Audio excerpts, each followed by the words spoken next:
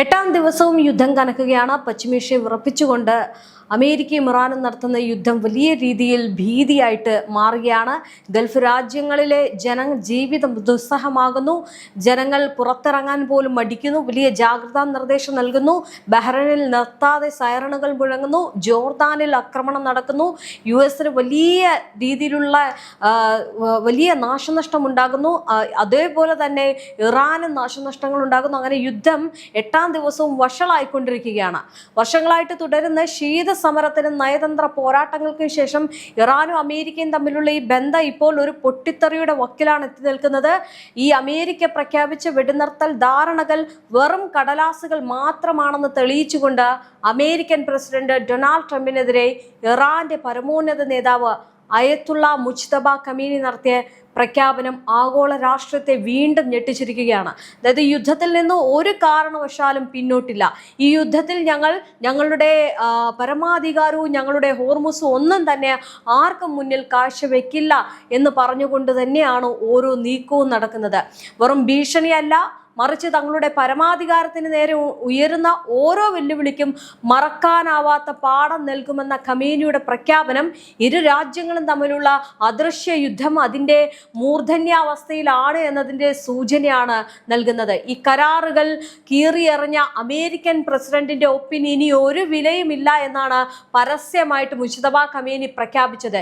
ഈ പരസ്യ പ്രഖ്യാപനം നടത്തുമ്പോൾ ഈ കരാറുകളോ സമാധാന ചർച്ചകളോ ഇനി ഈ യുദ്ധത്തിന്റെ ഭാഗമാകില്ല എന്ന് തന്നെയാണ് ഉറപ്പിച്ചു പറയുന്നത്. അന്താരാഷ്ട്ര നയതന്ത്രത്തിന്റെ വേദികളിൽ ഇറാൻ പുതിയൊരു പോർമുഖം തുറന്നിരിക്കുന്നു. ഇനി എന്ത് എന്ന ചോദ്യത്തിന് മുന്നിൽ ലോകം പകച്ചു നിൽക്കുമ്പോൾ ചരിത്രത്തിലെ ഏറ്റവും നിർണായകമായിട്ടുള്ള ഒരു സംഘർഷത്തിന് സാക്ഷ്യം വഹിക്കാൻ പശ്ചിമേഷ്യ തയ്യാറെടുക്കുകയാണ്. എന്തുകൊണ്ടാണ് ഈ ഒരു മുന്നറിയിപ്പ് ഇത്രയേറെ ഗൗരവമുള്ളതാകുന്നത് ചിന്തിച്ചിട്ടുണ്ടോ? ഇവിടെയാണ് ഈ നയതന്ത്ര തർക്കം അവസാനിക്കുക എന്നൊക്കെയാണ് ചോദ്യങ്ങൾ ഉയരുന്നത്.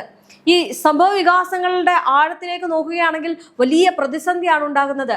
ടെഹ്റാൻ ടൈംസ് റിപ്പോർട്ട് ചെയ്ത സന്ദേശത്തിലാണ് ഖമീനി ഈ വിമർശനങ്ങൾ ഉന്നയിച്ചത്. അമേരിക്കയുടെ വിദേശ നയ നുണകളും ഏകപക്ഷീയതയും ബലപ്രയോഗവും ആക്രമണപരമായിട്ടുള്ള സമീപനമാണെന്നാണ് അദ്ദേഹം കുറ്റപ്പെടുത്തുന്നത്. ഈ മുജ്തബ ഖമീനിയെ സംബന്ധിച്ചിടത്തോളം നമുക്കറിയാം, ഫെബ്രുവരി 28 പരമോന്നത നേതാവ് അയത്തുള്ള അലി ഖമീനി കൊല്ലപ്പെട്ടതിന് ശേഷം പുതിയ പരമോന്നത നേതാവായി മുജ്തബ ഖമീനി വന്നു. ഇവിടെ രണ്ട് കാര്യങ്ങൾ ശ്രദ്ധിക്കാനുണ്ട്. അതായത് ഈ മുജ്തബ ഖമീനി അധികാരമേൽക്കുന്നതിന് മുമ്പ് IRGCയുടെയും ഇറാന്റെയും ആക്രമണ ശൈലി എങ്ങനായിരുന്നു, എന്നാൽ മുജ്തബ ഖമീനി അധികാരമേറ്റതിന് ശേഷം അവരുടെ ശൈലി എങ്ങനായിരുന്നു? അതായത് കടുത്ത രീതിയിലുള്ള ആക്രമണങ്ങളാണ്. അതായത് ഒരു വിട്ടുവീഴ്ചയും ഇല്ലാത്ത രീതിയിലുള്ള ആക്രമണങ്ങൾ. ആദ്യമൊക്കെ ഈ പറയുന്ന ഇറാൻ ജനവാസങ്ങൾക്കോ അല്ലെങ്കിൽ ജനവാസ മേഖലയിലേക്കോ അല്ലെങ്കിൽ യാതൊരു തരത്തിലുള്ള പോറൽ പോലും ഏക്കരുത് എന്ന് അവർ തന്നെ പറഞ്ഞുകൊണ്ട് അത്തരം രീതിയിലുള്ള ഒരു ആക്രമണവും നടത്തിവിട്ടില്ല. പക്ഷേ അവരുടെ ജനങ്ങളെ ആക്രമിച്ചാൽ അവർ ഒരിക്കലും കയ്യും കെട്ടി നോക്കിയിരിക്കില്ല എന്നതിന് തെളിവാണ് ഖത്തറിലേക്കുള്ള ആക്രമണം എന്ന് പറയുന്നത്. അതായത് അത്രയേറെ കടുത്ത നിലപാടിലേക്ക് മുജ്തബ ഖമീനി വന്നതിന് ശേഷം ഈ യുദ്ധം മാറി എന്നതാണ്. സമീപകാല സംഭവ വികാസങ്ങൾ അമേരിക്കയുടെ യഥാർത്ഥ മുഖം ലോകത്തിന് മുന്നിൽ തുറന്നു കാട്ടിയെന്നും അമേരിക്കയുമായിട്ട് ഉണ്ടാക്കുന്ന ഏതൊരു കരാറും ദീർഘകാലം വിശ്വസിക്കില്ല എന്ന തിരിച്ചറിവാണ് ഇപ്പോൾ ഉണ്ടായിരിക്കുന്നത് എന്നും ഖമീനി പറയുമ്പോൾ ഈ യുദ്ധം മുന്നോട്ട് കൊണ്ടുപോകുകയല്ലാതെ മറ്റു മാർഗമില്ല എന്നതാണ് അതിൻ്റെ ഒരു സാരാംശം.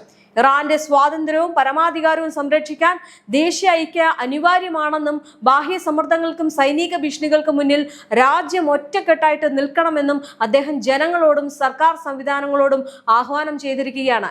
പിതാവും മുൻ പരമോന്നത നേതാവുമായിട്ടുള്ള അയത്തുള്ള അലി ഖമീനി കൊല്ലപ്പെട്ടതിന് പിന്നാലെയാണ് 56-കാരനായിട്ടുള്ള ഈ മുജ്തബ ഖമീനി രാജ്യത്തിന്റെ പരമോന്നത നേതാവായിട്ട് ചുമതലയേൽക്കുന്നത്. അധികാരത്തിലെത്തിയതിനു ശേഷം അമേരിക്കയ്ക്കെതിരെ ഏറ്റവും ശക്തമായിട്ടുള്ള രാഷ്ട്രീയ സന്ദേശങ്ങളിൽ ഒന്നായാണ് അദ്ദേഹത്തിന്റെ ഈ ഒരു പുതിയ പ്രസ്താവന വിലയിരുത്തപ്പെടുന്നത്. ആഭ്യന്തര ഐക്യം ശക്തിപ്പെടുത്തുകയും ബാഹ്യ സമ്മർദ്ദങ്ങളെ ചെറുക്കുകയും ചെയ്യുക എന്നതാണ് നിലവിലെ ഭരണകൂടത്തിന്റെ പ്രധാന ലക്ഷ്യമെന്ന് പറയുന്നത്. അത് അദ്ദേഹം വ്യക്തമാക്കിയിരിക്കുകയാണ്. അതേസമയം തന്നെ ഈ പശ്ചിമേഷ്യയിലെ സുരക്ഷാ സാഹചര്യം കൂടുതൽ സങ്കീർണമാവുകയാണ്. ഈ ഹോർമുസ് കടലിടുക്കിന്റെ നിയന്ത്രണവും വീണ്ടും അമേരിക്കയും ഇറാനും തമ്മിലുള്ള പ്രധാന തർക്കവിഷയമായിട്ട് മാറുമ്പോൾ അവിടെ ആകെ പെട്ടുപോകുന്നത് ഗൾഫ് മേഖലയാണ്. ഈ ഗൾഫ് മേഖല ഹോർമുസിനെ ആശ്രയിച്ചാണ് ഇരിക്കുന്നത്. ഈ ഹോർമുസ് അടഞ്ഞു കിടക്കുന്നത് മൂലം ഗൾഫിന് വലിയ നാശനഷ്ടം ഉണ്ടാവുകയാണ്. ലോകത്തെ സമുദ്രമാർഗമുള്ള എണ്ണ കയറ്റുമതിയുടെ വലിയൊരു വിഹിതവും കടന്നു പോകുന്ന ഈ കടലിടുക്ക് ആഗോള ഊർജ്ജ വിപണിക്ക് അതീവ നിർണായകമാണ്. ഇവിടെ സംഘർഷം ശക്തമായാൽ എണ്ണവിലയിലും അന്താരാഷ്ട്ര വ്യാപാരത്തിലും വലിയ പ്രത്യാഘാതങ്ങൾ ഉണ്ടാകുമെന്ന ആശങ്ക നിലനിൽക്കുന്നുണ്ട്. ഓപ്പറേഷൻ തണ്ടർ ബോൾട്ട് എന്ന പേരിൽ നടത്തിയ സൈനിക നടപടിയുടെ ഭാഗമായിട്ട് കുവൈത്തിലെ 2 നിർണായക അമേരിക്കൻ സൈനിക കേന്ദ്രങ്ങൾ ലക്ഷ്യമിട്ടതായിട്ട് സൈന്യത്തിന്റെ പബ്ലിക് റിലേഷൻസ് ഓഫീസ് അറിയിക്കുന്നുണ്ട്. ഈ ക്യാമ്പ് അൽ അതിരിയിലെ ആയുധ ശേഖരങ്ങൾ, അൽ സലേം വ്യോമതാവളത്തിലെ പാട്രിയോട്ട് റഡാർ സംവിധാനം, ഒരു എയർ റഡാർ എന്നിവയാണ് ആക്രമണത്തിന്റെ ലക്ഷ്യങ്ങളായിരുന്നു എന്നാണ് ഔദ്യോഗിക വിശദീകരണം. മൊഹർ ന്യൂസ് ഏജൻസിയാണ് ഈ വാർത്തയും റിപ്പോർട്ട് ചെയ്യുന്നത്.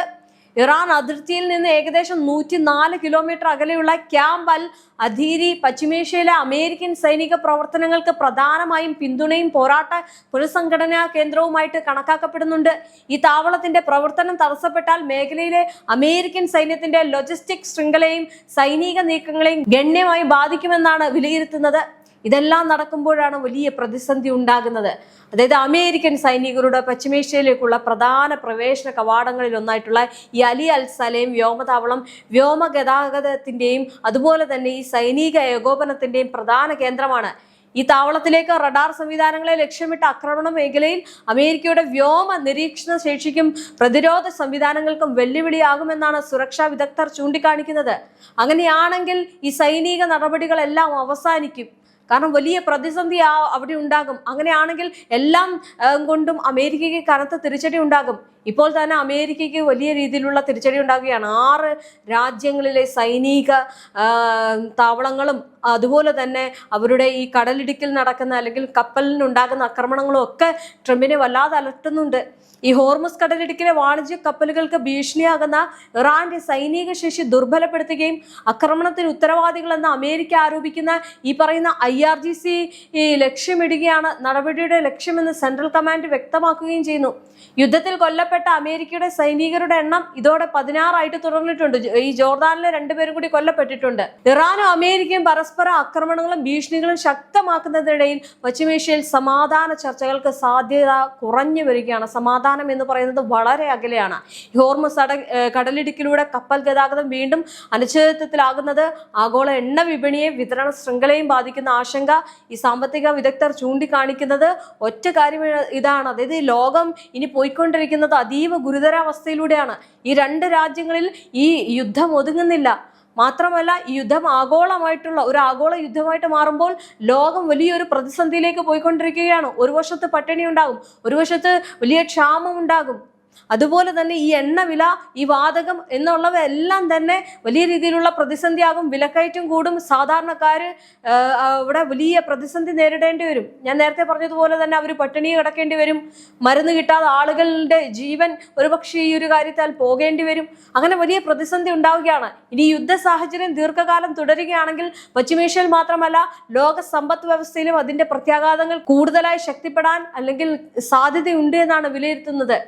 ഇനി അമേരിക്കയും ഇറാനും തമ്മിലുള്ള വെടിനിർത്തൽ കരാർ തകർന്നതിനെ തുടർന്ന് ഈ മിഡിൽ ഈസ്റ്റിലെ സംഘർഷം ശക്തമായതോടെ ആഗോള വിപണിയിൽ ഉണ്ടാകുന്ന എണ്ണ വില വർധനമെന്ന് പറയുന്നതാണ് ഈ സാധാരണക്കാരെ സംബന്ധിച്ചിടത്തോളം വലിയ പ്രയാസം എന്ന് പറയുന്നത്.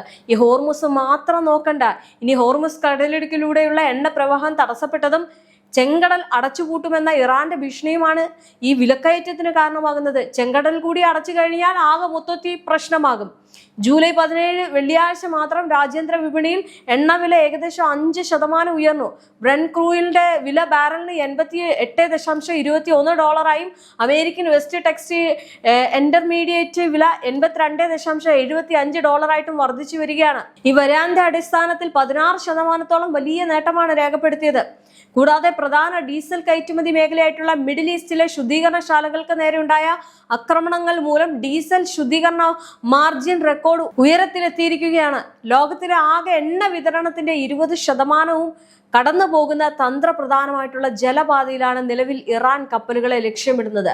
ജൂലൈ 17 വെള്ളിയാഴ്ച ഇരുപക്ഷവും ആക്രമണം ശക്തമാക്കിയതോടെ അമേരിക്കൻ ഇറാന്റെ പാലങ്ങളും വിമാനത്താവളങ്ങളും തകർത്തു. ഇതിന് പകരമായി കുവൈറ്റിലെ വൈദ്യുതി കുടിവെള്ള പ്ലാന്റുകൾക്ക് നേരെ ഇറാൻ ആക്രമണം നടത്തി. ഇറാന്റെ ഊർജ്ജ അടിസ്ഥാന സൗകര്യങ്ങൾക്ക് നേരെ അമേരിക്കൻ നീക്കമുണ്ടായാൽ ചെങ്കടൽ പാത അടച്ചുപൂട്ടാൻ ഹൂത്തികൾക്ക് മേൽ സമ്മർദ്ദം കൊടുക്കുന്നുണ്ട്. ഇതേ തുടർന്ന് ഹോർമുസ് കടലിടുക്ക് ഒഴിവാക്കാനായിട്ട് സൗദി അറേബ്യ തങ്ങളുടെ ആകെ ക്രൂഡ് ഓയിൽ വില കയറ്റുമതിയുടെ 70% ചെങ്കടലിലെ യാൻബു തുറമുഖത്തേക്ക് തിരിച്ചുവിട്ടിരിക്കുകയാണ്. ഇതിനിടയിലാണ് ഈ ഇറാന്റെ മിസൈൽ ആക്രമണം തങ്ങൾ പരാജയപ്പെടുത്തിയതായിട്ട് ഖത്തറും റഷ്യൻ എണ്ണ ശാലയ്ക്ക് നേരെ ആക്രമണം നടത്തിയതായിട്ട് യുക്രൈൻ സൈന്യവും വ്യക്തമാക്കിക്കൊണ്ടുവരുന്നത്. അവിടെ ഒരു ആഗോള യുദ്ധം പൊട്ടിപ്പുറപ്പെടുകയാണ്.